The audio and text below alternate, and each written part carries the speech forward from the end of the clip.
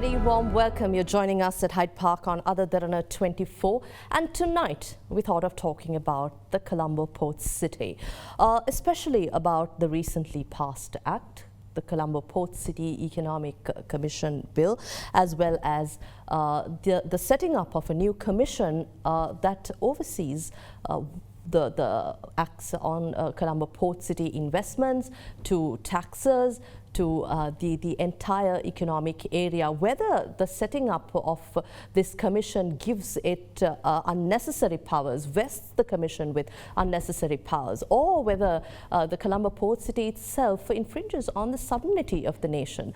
There are a lot of concerns I'd like to address or talk to tonight, but first, let's introduce the guest tonight.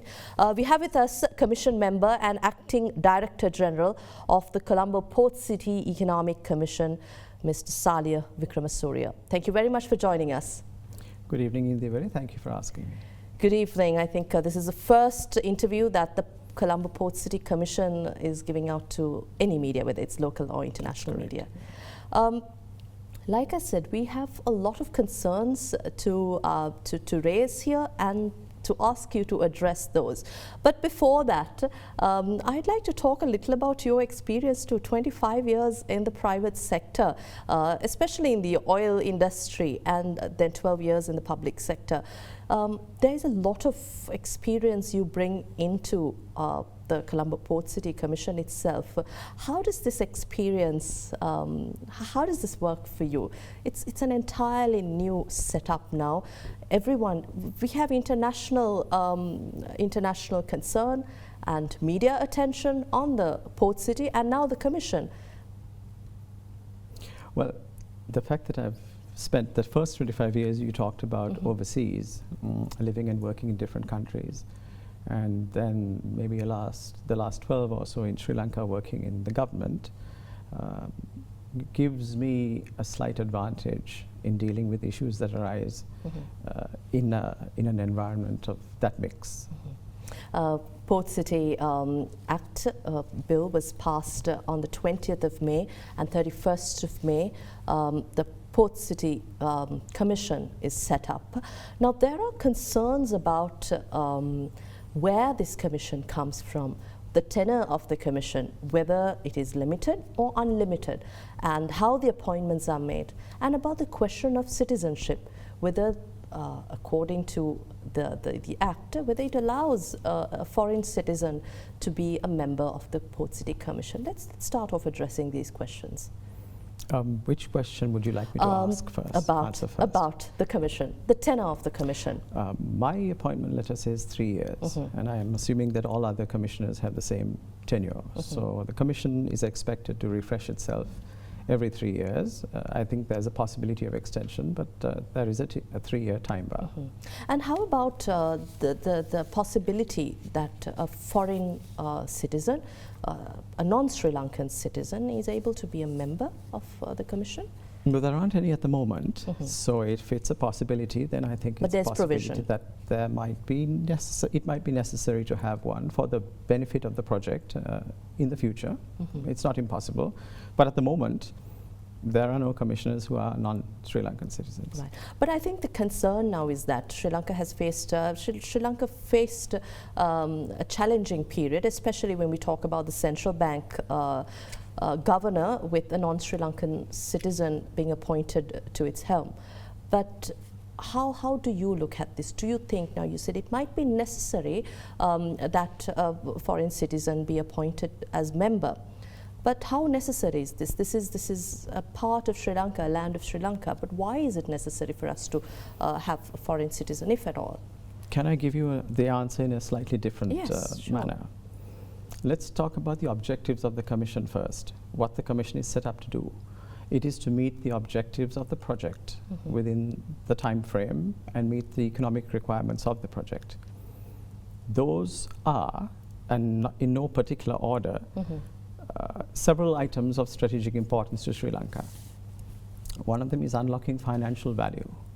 That's value to the country, value to the investor, value to the stakeholders, and value to the investor, the general list of citizens here and overseas. Another one is to preserve independence of action, both internal and external. A third one is to provide a brand rehabilitation for the project because of so much misinformation that has been disseminated about it, and provide a customer experience that is unparalleled anywhere else. We need to build world-class teams to execute this. We need to do, in other words, every single thing we do as the Commission has to be different, in other words, better than is done not just in Sri Lanka, but in most other places. Something in there might require expertise to be brought in from outside at some point. We don't have positive experience, especially with the appointment of non-Sri Lankans to public offices or even top offices of the country. But then does this mean we do not have individuals who are on par with international work experience, on par with international standards to be appointed to a commission as this? Well, if we do, then we don't need to bring anybody from outside. I'd like to move on to talk a little about the powers granted to the Colombo Port City Economic Commission. Now about the purview on regulation especially. There is concern that a lot of matters does not have to go through parliamentary process, the legislative process here. That the economic area that the Port City Commission can grant tax breaks or approve companies arbitrarily without going to Parliament. Is this true? It is true that the Commission does not need to seek parliamentary approval for the items you mentioned, but it is not true that the Commission will act arbitrarily. The Commission will follow a set of rules that it sets for itself, and so those rules will be transparent, and those rules via the office that we hold by being appointed by the President of Sri Lanka are ultimately accountable to Parliament. But these rules will be set up. It would be a set of guidelines set up by the members of the Commission as well. But it doesn't necessarily. It's not something that the law asks the Commission to do. The law permits, actually expects the Commission to bring in regulations and guidelines and standards under the Act for the purpose of administering certain things. So the law actually invites us to do so and requires us to do so. And for us to execute our function, we must do so. But does that hold you accountable by the judiciary of Sri Lanka? Well, that's the law of Sri Lanka, so yes, it does. In the sense, these, according to these rules and regulations set up within, as guidelines, if I may say, by the Commission itself, could the Commission be held accountable? Yes, the Commission has to function within the rules that itself sets up under the Act. And those rules, the Act is an Act of Sri Lanka, and everything that happens under that Act is under the jurisdiction of Sri Lankan court. So by that, everything we do is ultimately accountable through the judicial system. You were chairman of the Sri Lanka Ports Authority in 2006. I was. And I think you continued, you served until September 2008. 2 years? 2.5. 2.5 years. So I think this could be something personal to you also. We talk about the port city, about the Colombo port. Possible Colombo port, we have the country's port there, and we have a new land built adjacent mainland, and at the same time we're saying that this does not come under the jurisdiction of mainland Colombo. But of course the government and government ministers address these claims, but then again there is concern that any ship could call at the port without without the administrative approval of Colombo. What do you think this is? How would you address these concerns? Are there really possibilities that any superpower could send in ships or their vessels to Sri Lanka without approval of the government? Thank you for that question, Indeewari. It will allow me to clarify quite a few misconceptions. First of all, let's take the aspect of the name Port City does not imply that the city itself, that's the area under jurisdiction of the Act, has a port. It does not. So the actual port city does not have access to a port. Any marine traffic will happen through the port of Colombo. The port of Colombo is already a hub port, globally ranked number 22 or 23. It has its own standards of delivery, security, and follows its own process of vetting ships that come from any source. So the two are actually separate. Marine traffic is to do with the port of Colombo, and economic traffic is to do with the Colombo port city. So does that mean arbitrarily no country, whether it's China or India, could send in ships at their own? Not without the approval of the Foreign Ministry and the Ports Authority and the Defense Ministry. I think in recent times, since I mentioned about countries, journalists had the opportunity to discuss, raise questions with the US Ambassador to Colombo. A question raised with her was about the Port City economic area.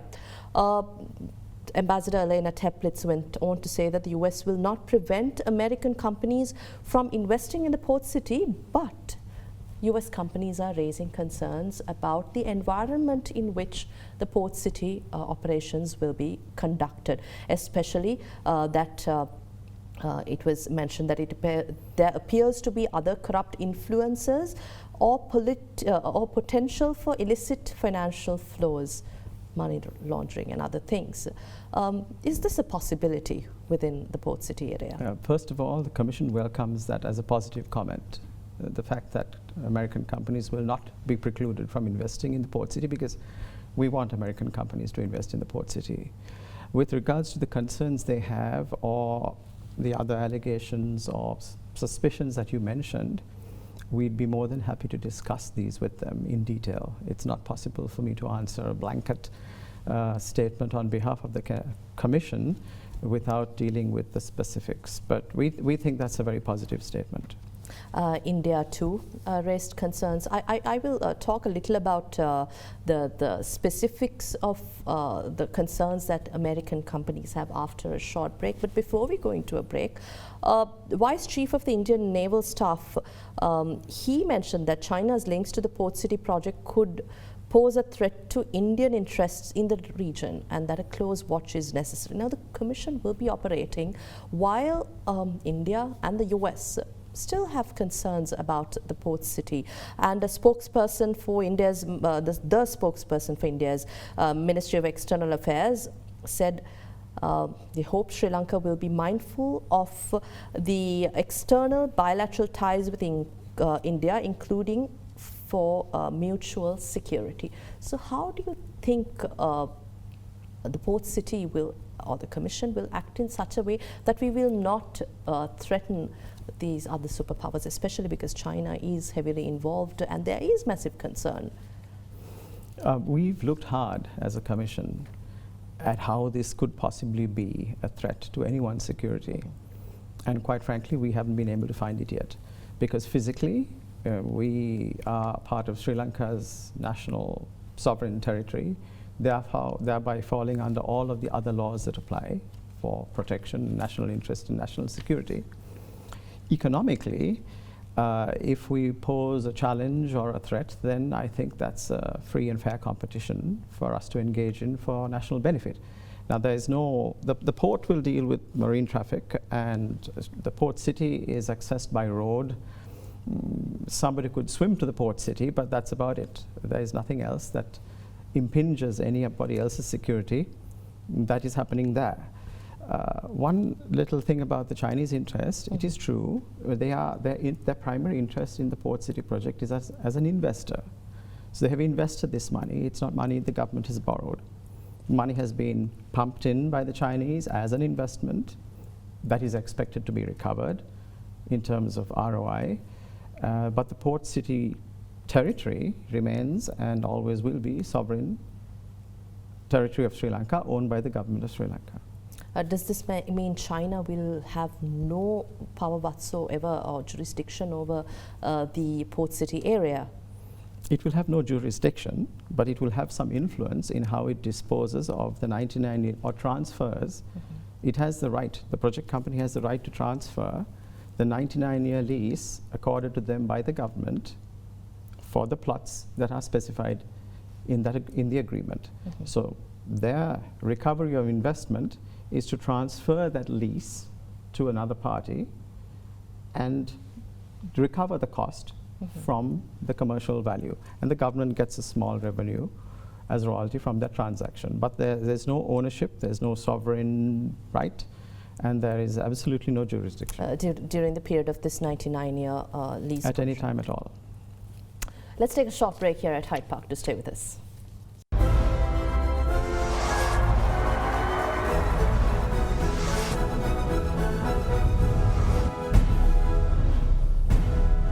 Welcome back. We're in conversation with Mr. Saliya Wickramasuriya, member of the Port City Commission and Acting Director General of the Colombo Port City Economic Area.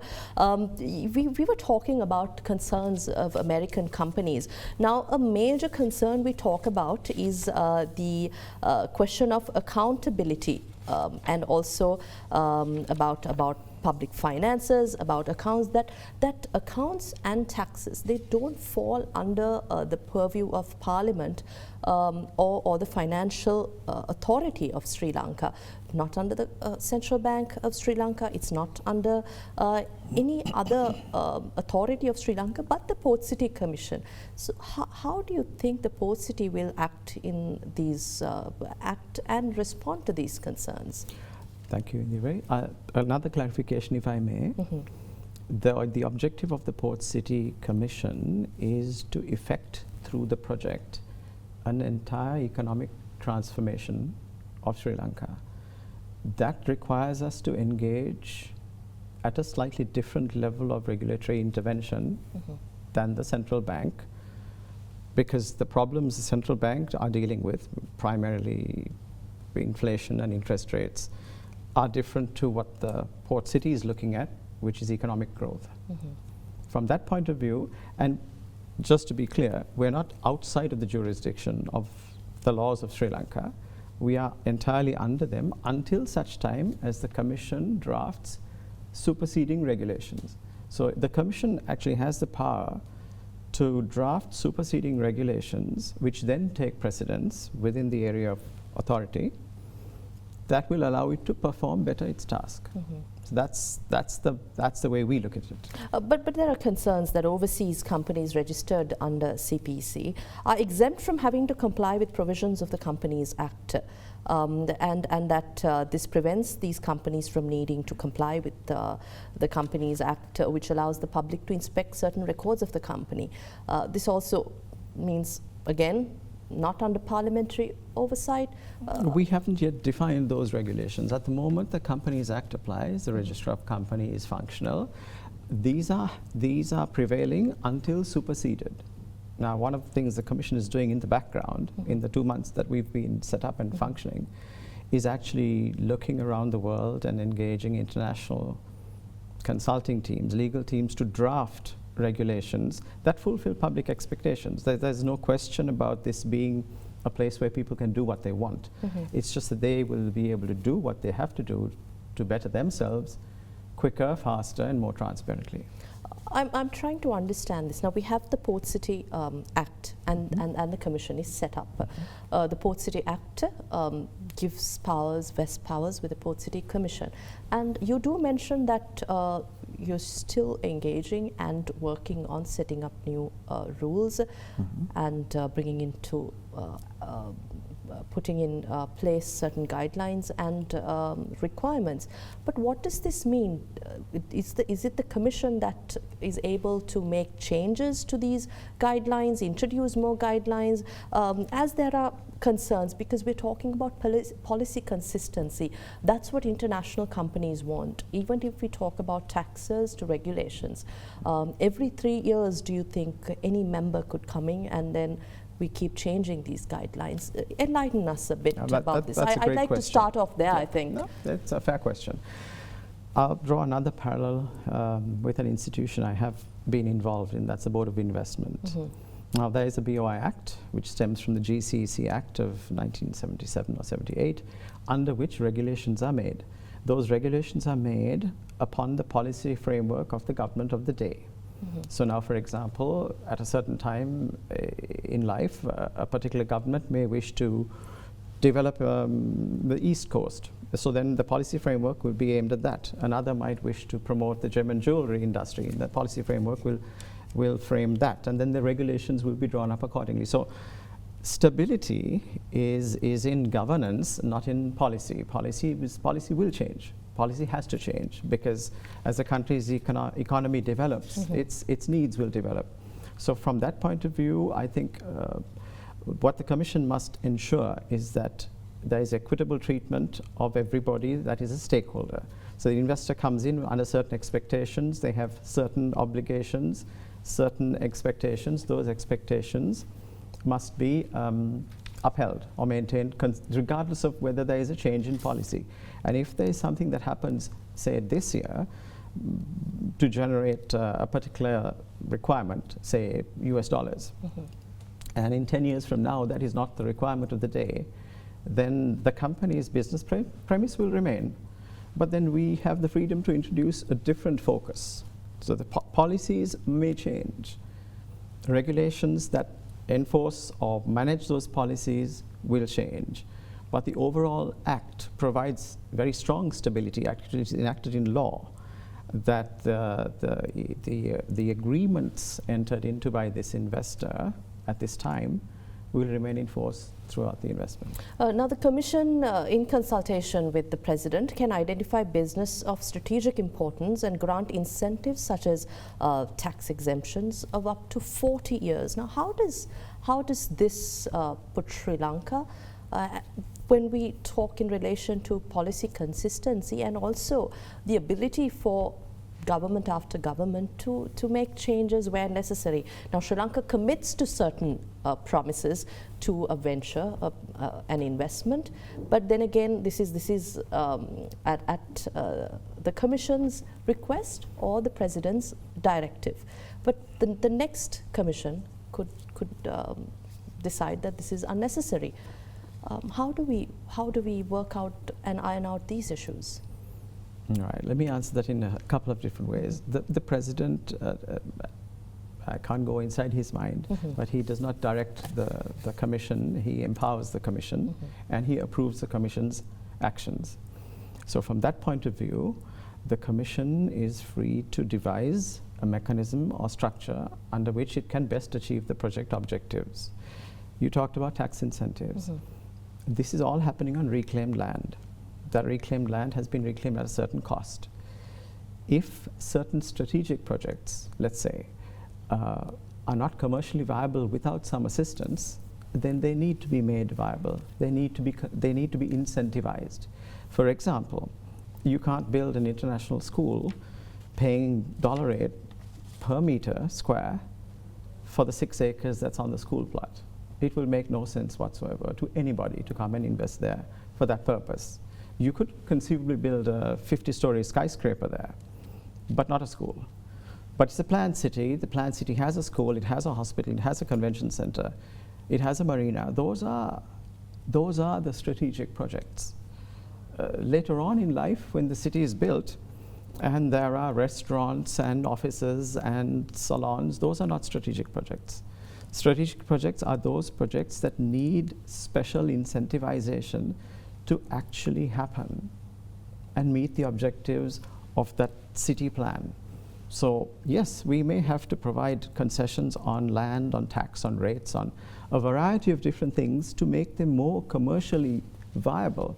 Otherwise, they may not happen. So does this mean it is just the president and commission members who are able to make these decisions? Let me put it like this. It's the commission's responsibility being vested with the land, the commission. Just like the government is vested with looking after its citizens.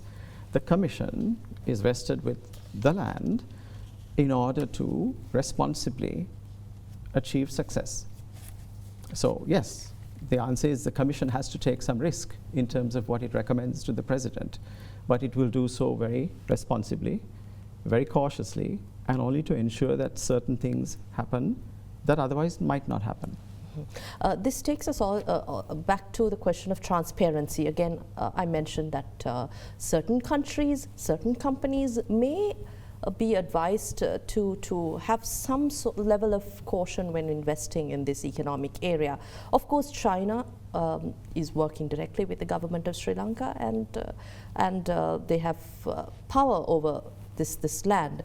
But the question of transparency, how do you address that? Because investors, these companies, they want a transparent set of guidelines. What you take into account in order to consider and decide that these investments may need tax breaks, or that certain ventures will be given a special consideration. Now the question is that it is just the president or commission members who have arbitrary power to make these decisions. First of all, with all due respect to the project company, the Chinese, when you say the Chinese, I'm assuming you mean the Czech port city Colombo investor. They have no influence over the government, if you're referring to the commission, when it comes to decisions such as concessions. The yardstick we apply is, will a project that might otherwise not happen, will a concession make it happen? B, if so, is that particular project part of the plan to fully utilize this asset? We mustn't forget it's a huge asset. We can't continue to sit looking at it for years to come. We actually need the project plan to unfold, and we need the city to be built. Because when the city is built, it is expected to serve as not just a catalyst for the economy, but as an applicable role model to the rest of Sri Lanka, and for that matter, anywhere else too. So there is a certain plan. There is a method in what might appear to be a madness, because the commission has to take sight of goals and objectives in a stage-by-stage manner, and make sure that certain things they happen now. They might need special incentivization. 5 years from now, they might not need specialized incentivization. And 10 years from now, they may need no incentivization whatsoever. Does that make sense? Yes, but I'd also like to ask you about addressing the question of transparency. This set of guidelines or rules and requirements, will you be specifying to investors where, how these exemptions will be granted, or is it by a case-by-case consideration? We will be specifying. Now, first of all, there are actually, at this point, only 74 investment opportunities in the port city. There are 74. This is investment opportunities? Yes, there are. This is primary. When I say infrastructure opportunities, there are only 74 blocks, and there are therefore only 74 real estate development opportunities. Each one has a specifically defined purpose. Each one has its own development control regulations. So they are well defined already. We already know which ones will require incentivization, which ones are eminently commercial on their own, and which ones are to be phased in first, and which ones are to follow after demand has been created. So there's a plan that we've drawn up, which envisages staged incentivization depending on when a particular project is required. So now therefore, for each of these, guidelines are being drawn. And in fact, guidelines will be drawn, approvals will be obtained, and packages will be built for each of those 74 that an investor who is qualified to execute can simply purchase. So from that point of view, there is not much negotiation. We need to understand the investor's model. Take the school, take a hospital, for example. We would like to have a hospital there. Sri Lanka would like to have a hospital there. Now, which hospital is going to invest in the hospital plot? So therefore, there's a hospital brand, there's an investor that needs to come up with the money, there's the commission as the owner of the land. The commission must make it happen. To make it happen, it has to understand the business model of everybody and act accordingly. So yes, there are rules for some things are negotiations. Right. I think it's time we take a short break. We'll return.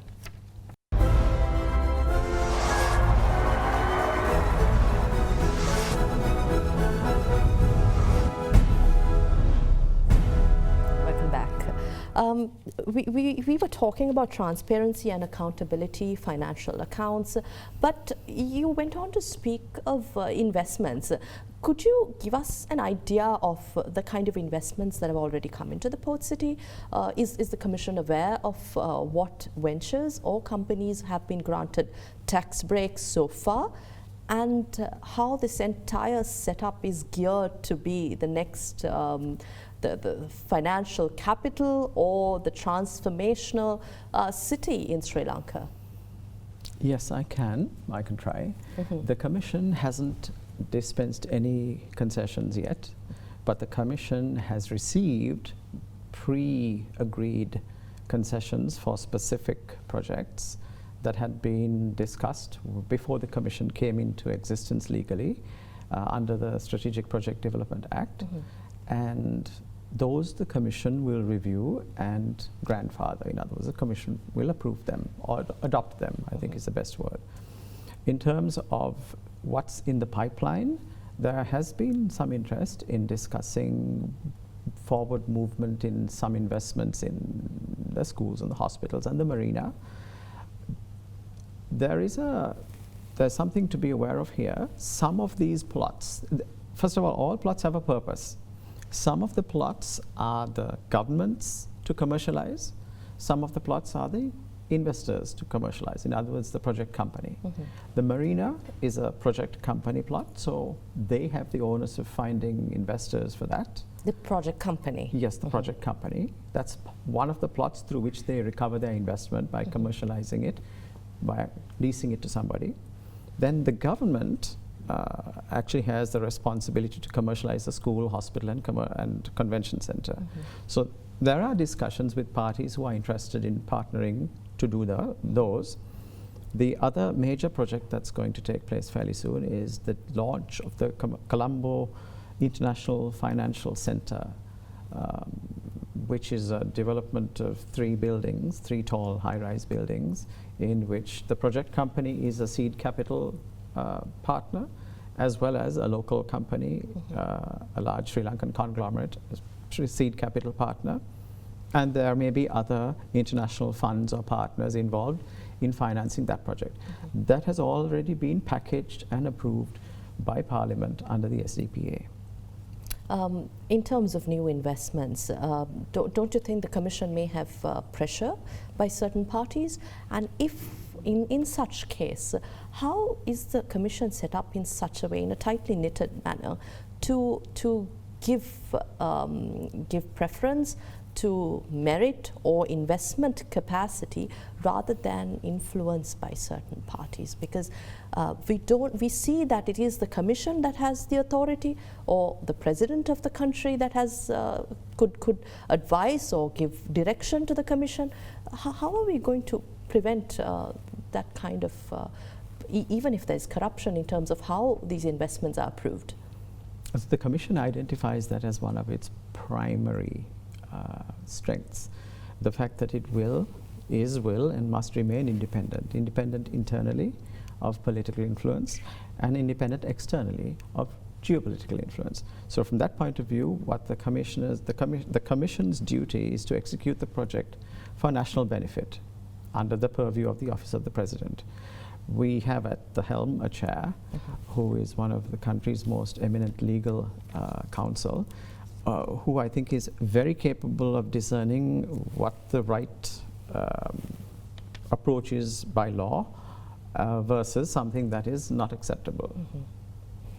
There are concerns that the Auditor General's Department is excluded from the process of auditing because it will be granted to an international firm. Is this true? That is not so much as to exclude the Auditor General, but it is to mandatorise the international auditing of what is expected to be an international standard of service delivery, an international standard of performance for investors. That itself requires an international standard of auditing.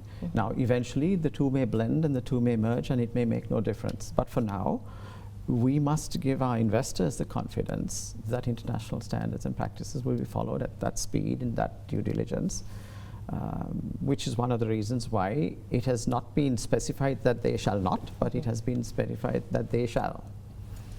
I think the port city has given rise to a lot of concern from the common man to corporate leaders to the international community.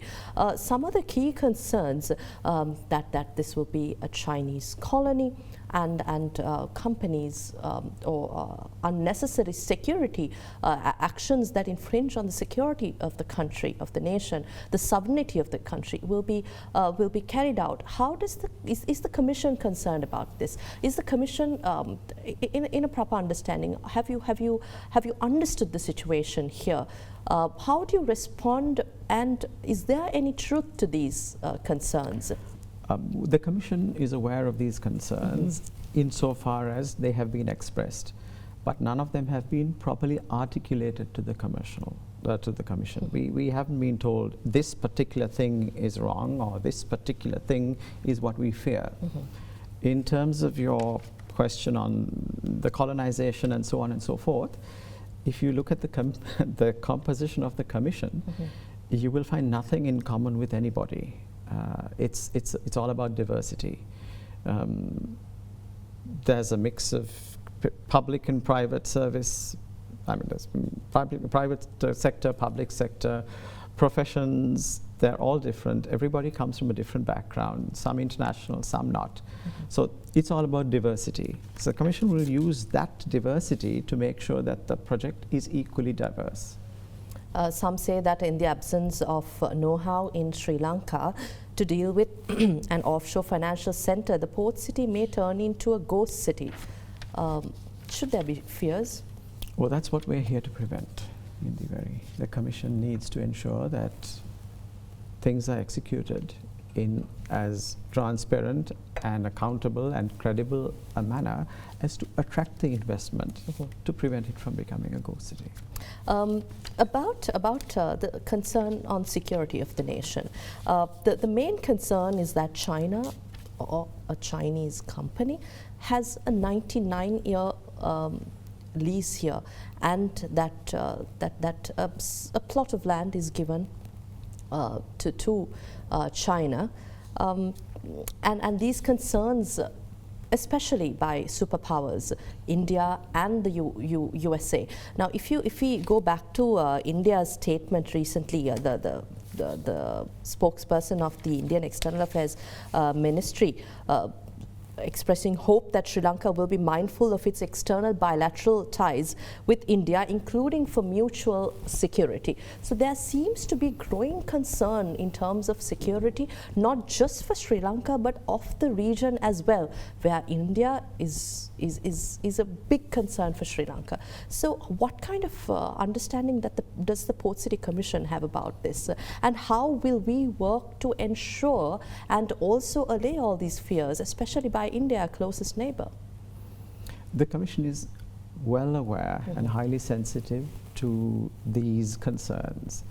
But like I said before, the actual articulation of a specific concern is yet to be found. So we invite these parties, national and international, who have concerns to visit with the Commission. We will meet them happily as a team and address these concerns, or at least understand them first. But from our point of view, there is no bias, and we would like these concerns also to be based on fact and future action rather than on existing perception and bias. So we welcome this concern. We don't see any threat to anybody, but if there is, then we'd like to hear about it specifically.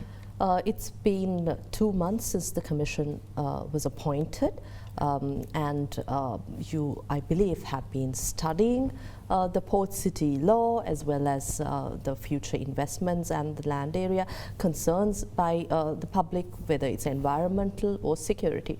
How are we going to move forward here? What kind of actions will the Port City Commission take, and how are you going to address concerns? What kind of a setup do you have here?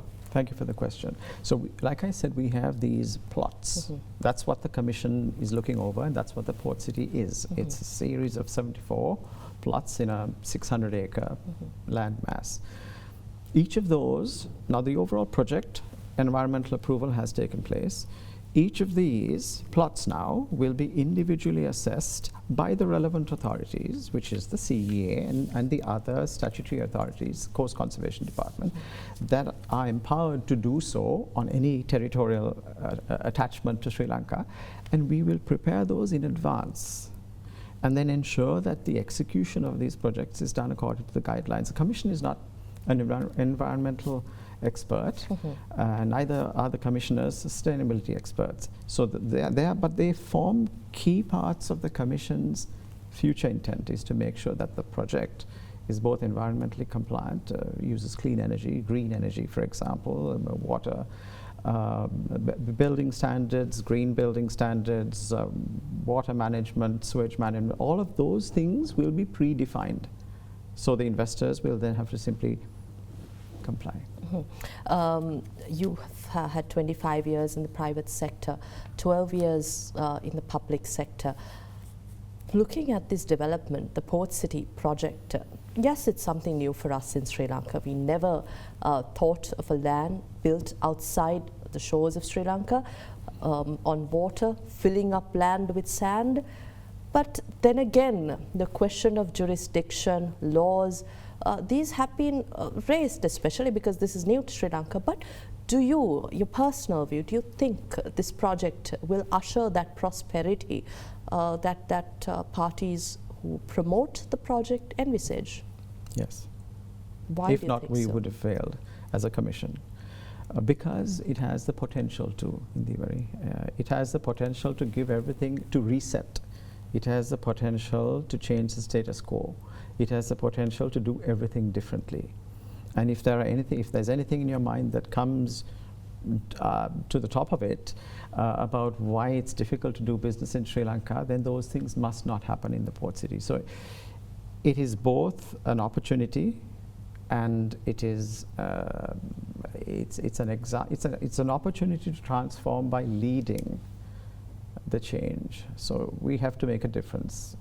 We can't stand in the same queues and sign the same forms and spend as much time as we do doing the things we have to do to live in Colombo or wherever. We can't look at the port city as replicating that. The investment process, does this mean will be different to how investments come into the rest of Sri Lanka through the BOI or any other process? Everything that happens in the port city will be different, but it'll be different better, different transparent, different quicker, not different ad hoc. So it will be different from the processes we follow because, quite frankly, some of the times we take to do the things we do for investors is far too long. The answer is yes. That will all change.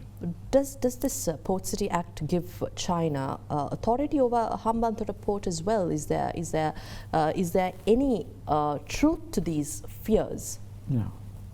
It has nothing to do with the Hambantota Port, right, which itself is on a separate lease right. to a different company. Certainly. You were a senior advisor to the CEO of the Hambantota International Port since Correct. December 2017. So before we wrap up the show, I need to ask you 3 questions based on your experience. Of course, aside from the Port City Commission, gas and oil exploration, this has been a venture that Sri Lanka has been talking about for some time. But yes, there has been some success. But what is the future for Sri Lanka in that department, if I may say? The future is looking better because one of the reasons for not progressing thus far is an investment requires a return requires a market, and a market requires a commercial agreement.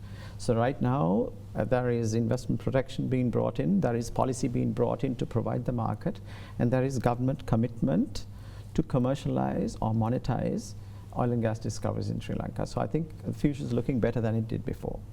In terms of the Hambantota port again, there have been concerns that the Hambantota port had no commercial value, etc. But what do you think should be Sri Lanka's action plan going forward in terms of ensuring that these investments give us a return? That's a great question, because Hambantota, the development of Hambantota port was not a Chinese idea, that was a Sri Lankan idea.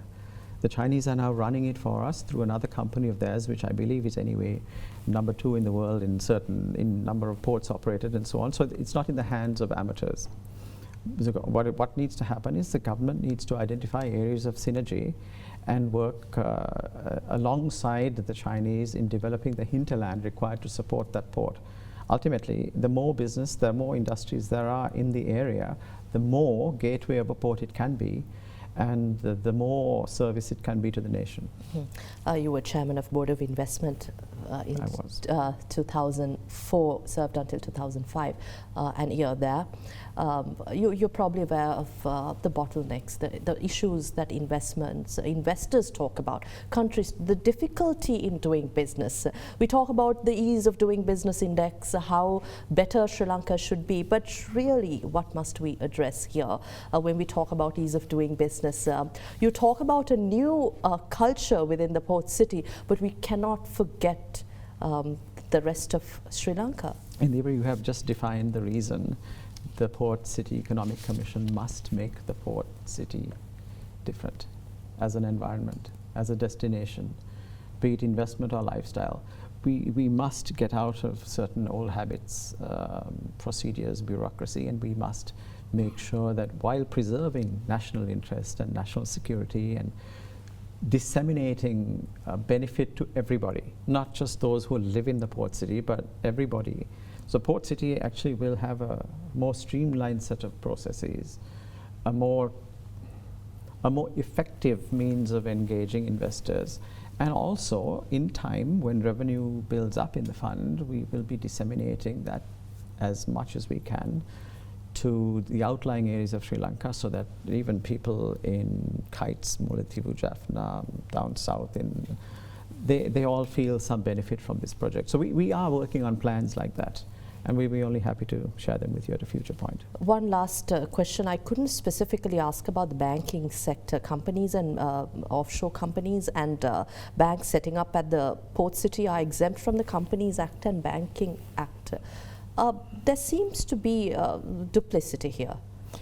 It may sound like that, but actually speaking, there is an offshore, the current banking actors permit offshore banking, and offshore banking must be encouraged, because the port city being defined as, for the purpose of the Act, an offshore jurisdiction from the point of view of financial transaction, what leads investment are financial services and banks. So if we don't work with banks to bring them in under an enabling regulation, then how's the investor going to engage with the project? So there isn't a duplicity. The Port City Act permits us and requires us to actually frame our own regulations which govern those areas. Until such time is done, we are subject to the prevailing law. Any investments in the pipeline so far during the 2 months that the Port City Commission? Yes, but I'm not sure the investors would want us to disclose those things too much. There are. But to the country, by at least the end of the year, will we see new investments coming in? I don't want you to mention any names or investments, but are we expecting to see? Yes. Thank you very much for your time, Mr. Wickramasuriya. It's been a pleasure, Indeewari. Thank you for yours. We had with us a member of the Port City Commission and Acting Director General of the Colombo Port City Commission, Mr. Saliya Wickramasuriya, joining us at Hyde Park tonight. Thank you for watching.